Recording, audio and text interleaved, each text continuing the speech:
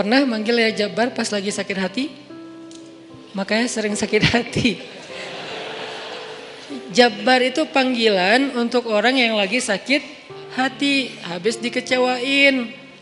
Dikecewain oleh apa? Banyak lah, tergantung circle kehidupan kita ya. Ada yang circle-nya lebih ke main, berarti disakitin sama gengnya. Ada yang circle-nya lebih ke romantis-romantisan, disakitin oleh mantannya. Ada yang circle hidupnya seputar masalah kerja, disakitin oleh vendornya, oleh partnernya, oleh teman bisnisnya. Soal circle family life kita disakiti oleh keluarga, anak, orang tua, pasangan, dan seterusnya gitu kan. Yang jelas ketika kita merasa disakitin, ketika kita merasa kayak dikecewain, panggillah Allah. Sebelum kita memanggil netizen. Kan kita suka manggil netizen dulu ya. Posting, update status, story. Terus storynya tuh curhatnya minta respon lagi tuh. Dengan kasih polling lah. Dengan request lah gitu kan. Baiknya gue putusin apa enggak ya, request gitu. Semuanya putusin terus dia bingung. Gimana ya. Nah sebelum kita istisyarah kepada netizen. Karena netizen itu istisyarah. Bukan istifta, bukan istikharah. Yang paling tinggi itu kan derajatnya dari 3 level. Meminta pendapat nomor 1 tuh istikharah. Minta pendapat Allah. Kedua istifta, minta pendapat ulama. Orang yang berilmu.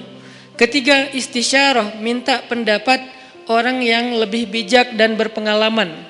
Termasuk kepada teman kita atau followers kita atau geng kita, itu istisyarah.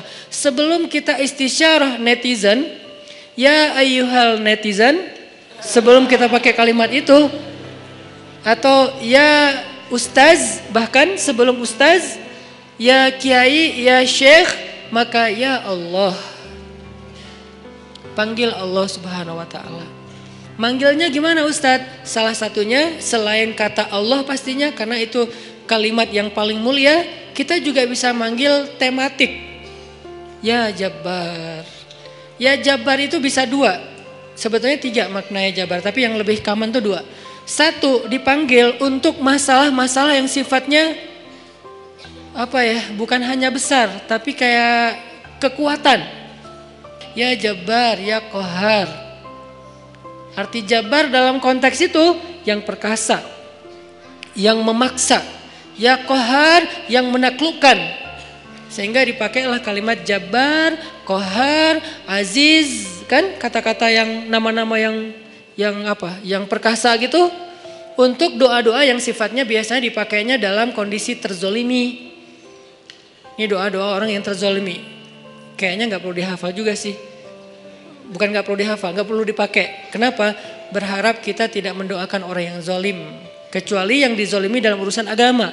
Kalau dizolimi urusan pribadi sih, mending jangan mendoakan orang yang menzolimi. Kenapa? Rugi.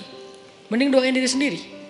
Ketika kita punya kesempatan doa kita diijabah, jangan kasih doa itu untuk orang lain. Rugi, walaupun bentuknya mendoakan atas keburukan, tetap rugi. Mending kita pakai buat doain diri kita sendiri. Ya Allah, saya lagi dizolimin, mudah-mudahan. Nah gitu kan, berarti kan kita dapat kebaikan. Ya Jabbar, itu panggilan orang yang sedang sakit hati. Jadi 1 artinya untuk orang yang lagi dizolimi, 1 lagi untuk orang yang lagi hatinya kayak sedih, kayak disakitin. Gak sebesar zolim sih, cuman ya lumayan lah, bikin gak bisa tidur, bikin tumbuh jerawat gara-gara itu gitu kan ya. Karena stres. Jadi intinya adalah panggil Allah kalau kita lagi sakit hati dan dikecewain. Ya Allah, ya Jabbar. Salah satu doa minta disembuhkan kecewa dan sakit hati di dalam sholat adalah Rabbighfirli warhamni wajburni. Kalimat wajburni. Selama ini kita baca enggak? Kan? Tahu artinya? Hampir. Apa arti wajburni? Bukan paksa aku dong Allah, enggak. Padahal arti Jabbar juga yang memaksa kepada kehendaknya.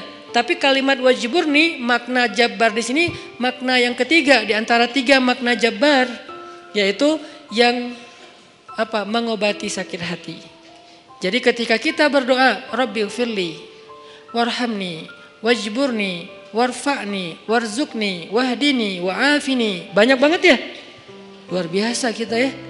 Wajburni itu artinya kalau kita terjemahin, sembuhkanlah sakit hati saya. Atau bahasa lain juga bisa diterjemahin, hiburlah aku ya Allah. Aku lagi sedih nih.